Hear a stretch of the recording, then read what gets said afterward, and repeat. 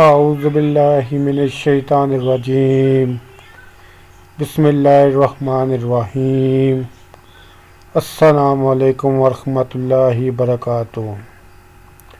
رسول صلی اللہ علیہ وسلم نے ارشاد فرمایا، جو شخص کسی تندرست کے لیے آسانیاں پیدا کر دے گا، اللہ تعالیٰ اس کے لیے آخرت میں آسانی پیدا کر دے گا۔ سبحان اللہ۔ دین کی بات پھیلانا بھی صدقہ جاریہ ہے۔ میرا یوٹیوب چینل جاسم نوکیا کو سبسکرائب کریں، اپنے دوستوں سے سبسکرائب کریں تاکہ میری حوصلہ افزائی ہو سکے، میں زیادہ سے زیادہ ویڈیو اپلوڈ کر سکوں۔